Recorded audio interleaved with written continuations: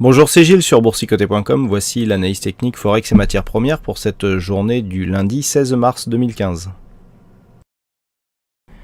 Nous commençons avec la paire de devises euro-dollar sur laquelle nous commençons à avoir des signaux ici d'affaiblissement. Affaiblissement ou dans le sens où nous avons une belle divergence haussière qui apparaît. On le voit bien ici sur le RSI, on peut même agrandir pour la voir encore mieux. Voilà, on voit bien ici ces sommets qui sont montants sur le RSI. C'est vrai qu'on part ici d'une configuration survendue relativement forte. Et alors que nous avons un nouveau plus bas ici sur cette phase. Donc le fait ici d'avoir un nouveau plus bas et le RSI qui lui ne marque pas un nouveau plus bas, que cette configuration se vérifie sur le stochastique. On voit bien ici cette succession de points bas qui monte et y compris sur le MACD, eh bien nous montre que nous pourrions avoir ici un retournement sur cette phase. Alors je rappelle que nous avions peut-être objectif à atteindre ici, notamment sur cette seconde extension. Je vous avais dit que malgré que la dynamique soit forte, la seconde extension était quand même assez rarement atteinte, même si actuellement elle l'était un peu plus souvent. Donc malgré tout, on est quasiment sur cette zone. Il manque peu de choses.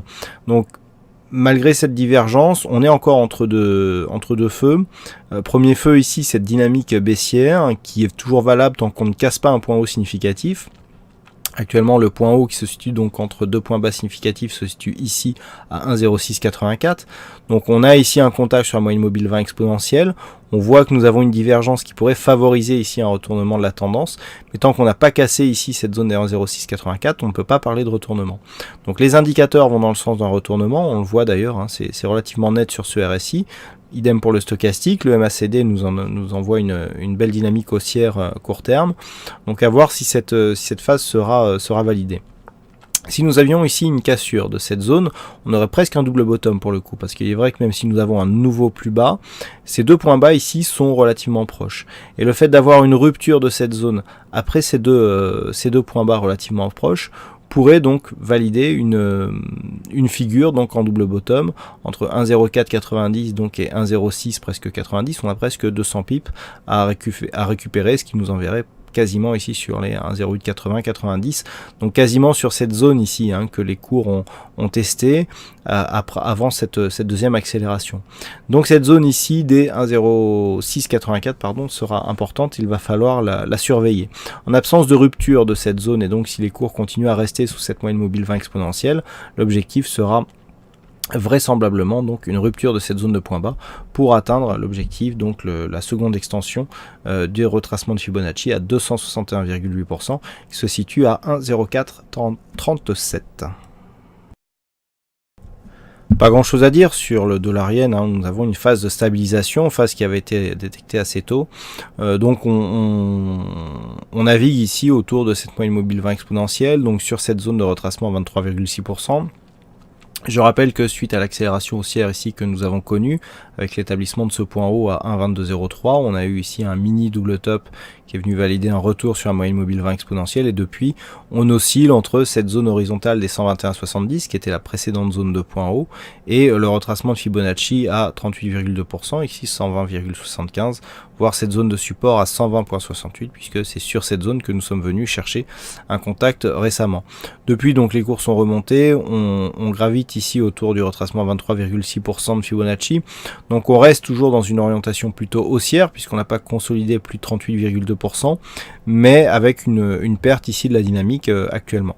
Donc pour l'instant, du point de vue des indicateurs, on reste plutôt sur une préférence haussière. Le MACD est toujours ici orienté à la hausse.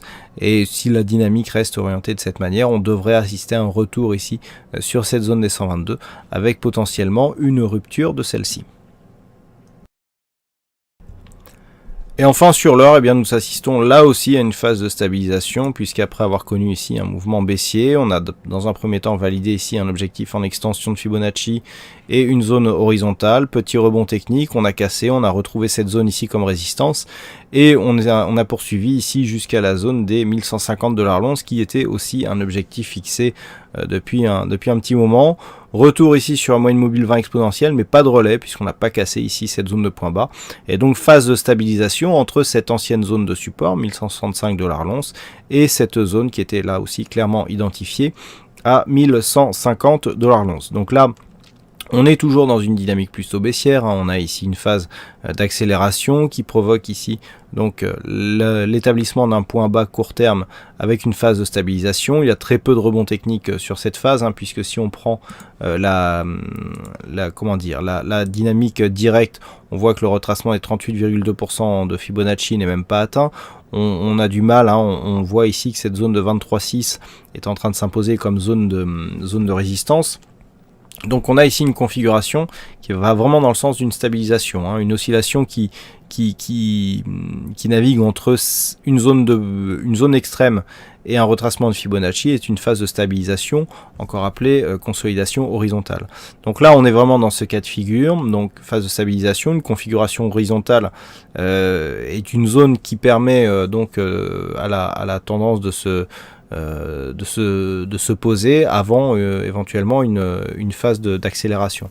Donc tant qu'on est ici sous cette zone des 1165 $ l'once, le sens privilégié, eh bien c'est le sens qui nous donnerait une rupture de cette zone de point bas ici à 1147,8 $ l'once. Si tel était le cas, nous avons des objectifs qui correspondent à des plus bas significatifs. Donc on a une zone horizontale à 1138,8 $ l'once.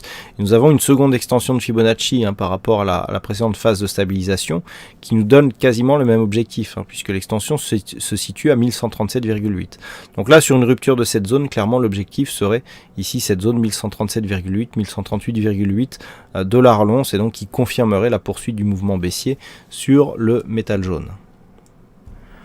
Voilà donc ce que nous pouvons dire sur cette analyse technique Forex et matières premières. Je vous souhaite à toutes et à tous une bonne soirée, bonne chance dans vos prochains trades. On se retrouve donc dès demain pour d'autres analyses techniques sur le site boursicoté.com. Bonne soirée à tous.